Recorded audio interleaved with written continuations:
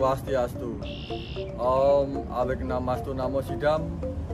Om Anubadrah Kratawayantu Wiswatah.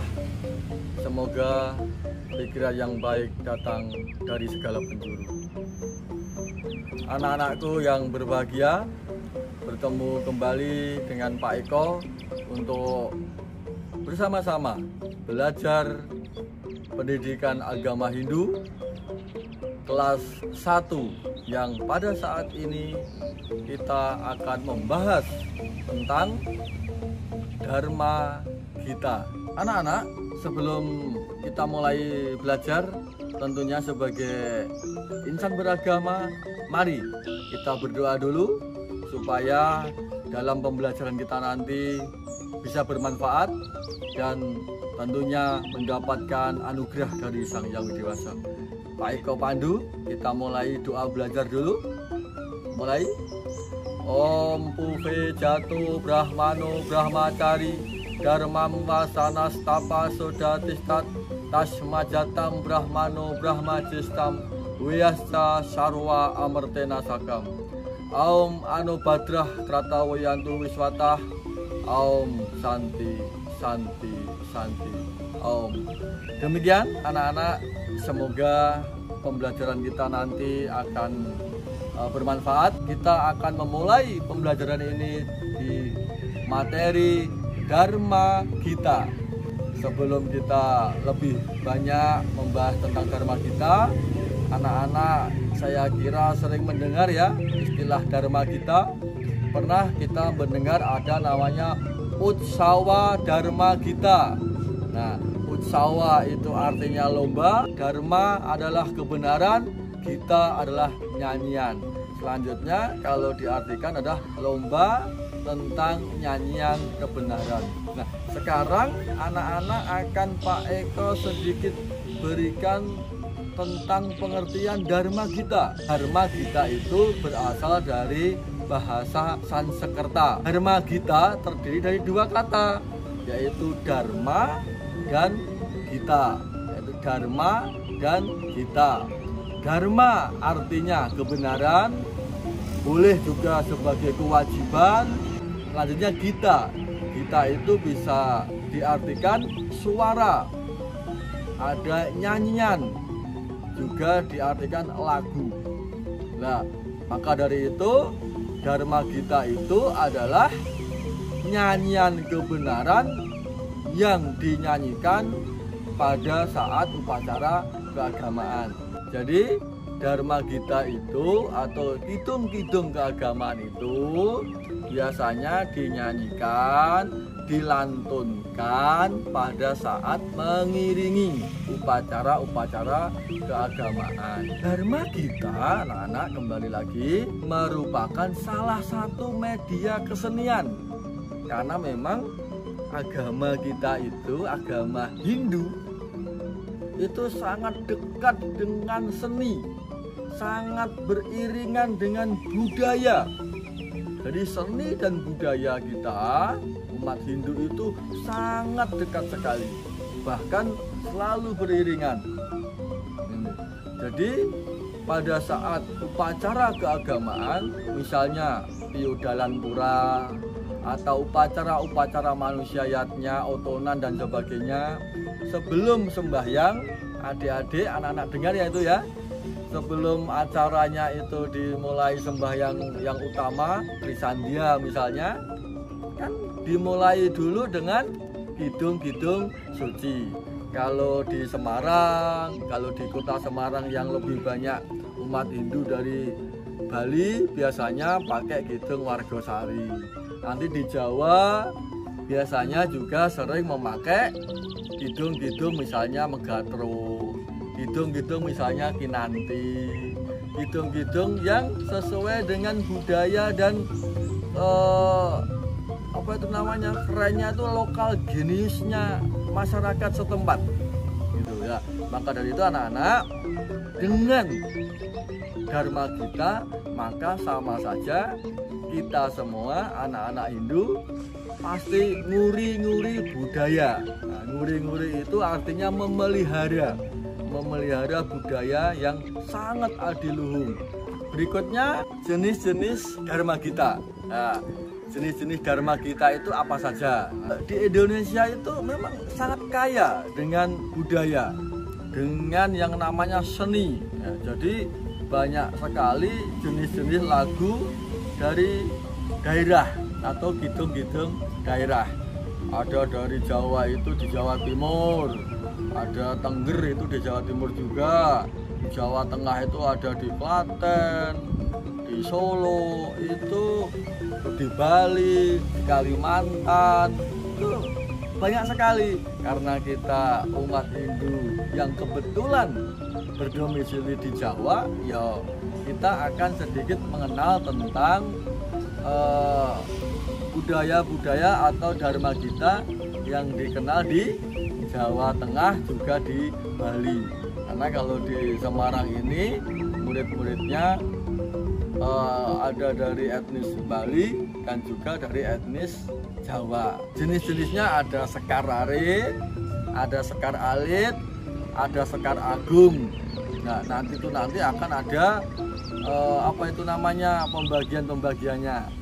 Kalau kidung daerah yang dari daerah Bali tadi Pak Eko contohkan ada lagu Ceneng Ayu. Yang lalu ada juga lagu Sekar Arit itu atau yang disebutnya Gegendingan. Itu Gegendingan itu ada tadi Pak Eko sebutkan Ratu Anom, itu ya Ratu Anom. Terus ada lagi yang Sekar Alit, apa aja kalau Sekar Alit? Sekar Alit itu kalau di Jawa sering disebut Mojopat. Lalu ada Sekar Madya atau lagu Madya, itu ada Kawitan Wargosari. Lalu Sekar Agung. Nah, Sekar Agung ini yaitu Palawakya dan Kekawin. Nah, dua Sekar Agung inilah yang sering dilombakan di dalam Utsawa Dharma Gita. Contoh-contoh Dharma Gita atau lagu kerohanian di daerah. Nah, tadi kalau lagu Wargosari itu memang dari etnis Bali, dari Bali. Sedangkan dari Ilir-Ilir atau Megatro itu memang identik dengan Jawa. Karena gini anak-anak, kenapa kita harus belajar Dharma Gita? Kenapa kita mempelajari Dharma Gita? Nah, ini manfaatnya atau tujuan dari kita, Pak Eko, juga anak-anak mempelajari Dharma Gita. Gitu. Jadi kidung keagamaan atau Dharma Gita itu juga sering disebut dengan nyanyian keagamaan atau nyanyian kebenaran karena Dharma Gita, atau juga disebut lagi nyanyian kesucian karena memang untuk mengkondisikan kesucian. Karena kita kan sembahyang di dalam pura, di tempat suci, maka suasananya juga harus dalam suasana kesucian. Maka dari itu disebut juga sering kita ada namanya nyanyian kesucian.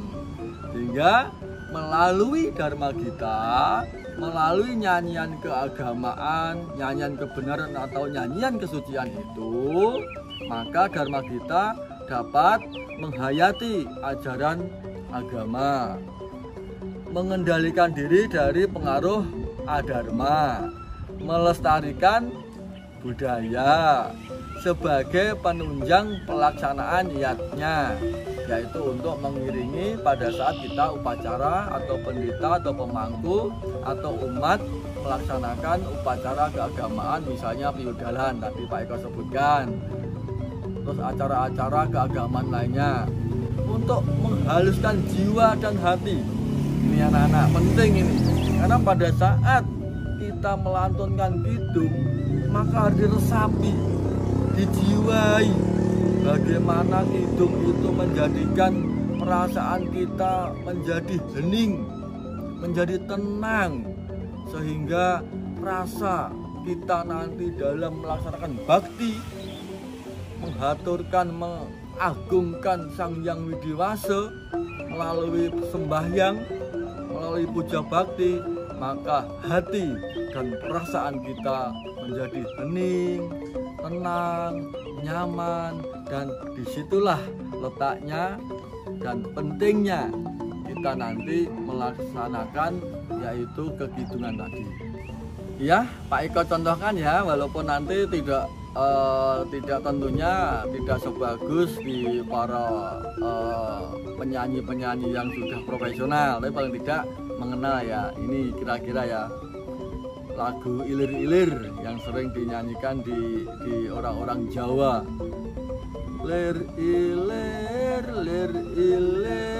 tandure woso milir, tak ijo royo royo tak sengguh temanten anyar, sengguh temanten anyar. Cah angon penek no blimbing kuwi, lunyu penek no kanggo mbasuh dodot ira, kanggo mbasuh dodot ira,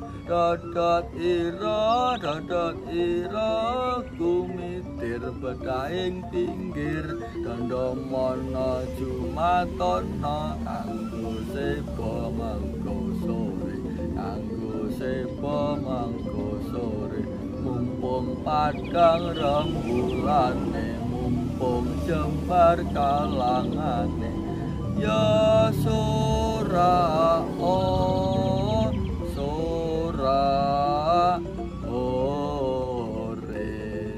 Ya itulah anak-anak contoh ya, tentunya tidak sempurna, paling tidak memberikan sedikit gambaran bahwa kita semua memiliki khasanah budaya yang luar biasa. Maka dari itu banggalah menjadi Hindu, karena Hindu sangat dekat dengan budaya, dan budaya itulah yang menghaluskan hati dan perasaan kita. Anak-anak yang Pak Eko cintai dan Pak Eko banggakan, tentunya pesan Pak Eko selalu belajar, semangat hadapi keadaan ini, karena memang pandemi anak-anak belum berakhir. Tetap jaga kesehatan, selalu cuci tangan apabila sehabis melaksanakan kegiatan, jaga jarak apabila ada di kerumunan, dan selalu waspada dan hati-hati apabila bepergian. Demikian anak-anak, semoga bermanfaat.